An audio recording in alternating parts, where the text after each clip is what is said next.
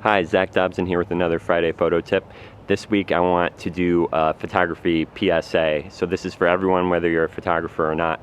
I want to help educate people on how different lenses and angles can change what you as a consumer of photography is seeing. So lenses generally fall into three categories: wide, medium, and telephoto. If you're not familiar with the numbers, any number that's lower than 28 millimeter will be a wide angle. 35 millimeter to 60 millimeter thereabout would be a medium length lens, and then 70 and higher is telephoto. I'm going to start with medium lenses first. Our eyes see about a field of view of about 55 degrees, which if you were putting that into terms of a lens, it'd be a 43 millimeter lens. They don't really make that lens, so it happens to fall right in between a 35 and a 50. So for this part of the video right now, I'm shooting this on my GoPro at its widest setting. And what that does is really, as you can see, a lot of distortion here. I'm looking on my phone here. You can see how the house is kind of bending. You can see how when I put my arms out, you get this super kind of wide, distorted perspective. So this is the sort of distortion that you get on a very wide angle lens. And if I move in up close, you can see the effect where it's like looking through a peephole, and I get this exaggerated nose and eyes here, and it makes the back of my head seem further away. And this sort of distortion is really easy to spot. Now this angle is not quite as wide, so the distortion is minimized, but you can still see the effects at the edges. You can see that the distortion at the edge of the frame is even greater than when I'm closer to the center. Now I look normal, and when I get back to the side there, everything really stretches out. So when there's an object in the side of a frame, even if what's in the center looks normal, if what's at the side starts to look stretched or distorted or elongated, you can know that you're viewing something that's been photographed with a wider angle. So what wide angle distortion means, practically speaking, for you viewing the photo, is that the distance between objects is artificially increased. If you look for that stretching at the edges, then that will tell you that this is a wider angle lens, and you might be seeing some of that distortion. This can be important when you're looking at photos in the news, because a photographer can use that effect either purposefully or accidentally, if they're relatively inexperienced, to make a crowd seem larger or smaller than it actually is.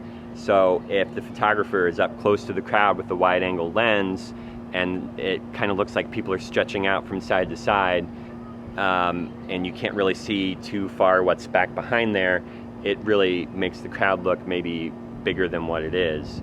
And the converse is true too.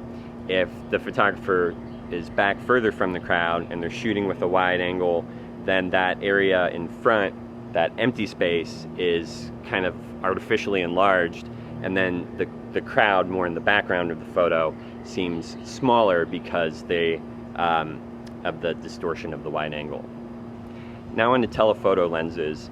The most common telephoto lens used for photojournalists is a 70 to 200 millimeter. It's important to have telephoto lenses because sometimes you can't get as close to the action that's going on and see what's really happening.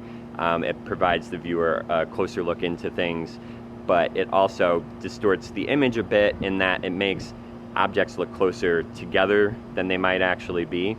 So if you think of standing outside and looking off into the distance and you see trees in the distance, you can't tell how close they actually are to each other back to front. The compression effect can be heightened when the photographer is shooting with more depth of field, because a closer object and a further object will have the same amount of focus in them, so they might look like they're pretty close to each other.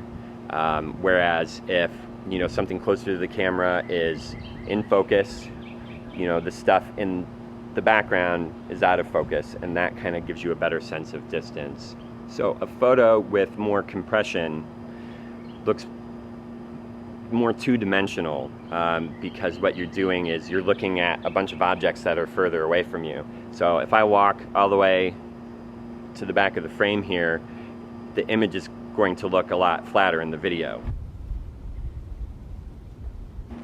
But then the closer that I move to the camera, it gives more of a 3D effect because you're seeing it more like your eye sees things in real life. Things closer to you look sharper, more in focus, and when you're looking at an object that's close, the background falls away, out of focus. So when the photographer has taken a picture at this close angle, then it gives more of that effect. That's a way too you can tell how close the photographer is.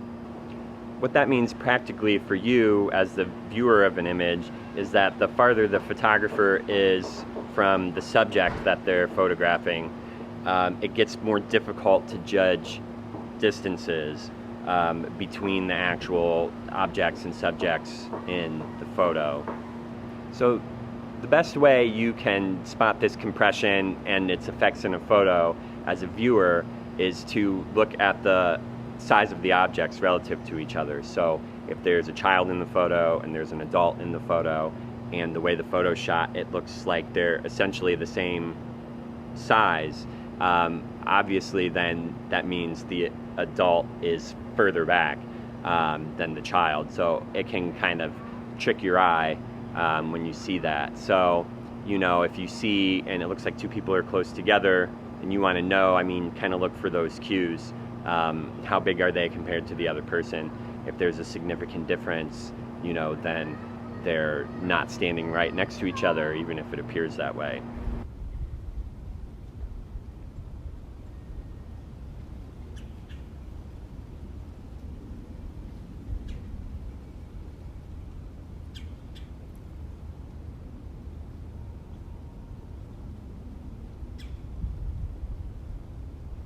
With so much in the news right now, it's important to be able to look at an image and know, you know, is this true? Is, you know, what's going on? Do I need to look to the caption for more information? Can I tell from the perspective? Maybe things aren't quite what they seem, or maybe they actually are. So if you have any questions, you know, leave a comment here. You can interact with me on my Facebook page or Instagram or Twitter, and just, you know, tag me in a photo and ask for my perspective, and I'll be happy to, you know, add some comments that might provide some clarity.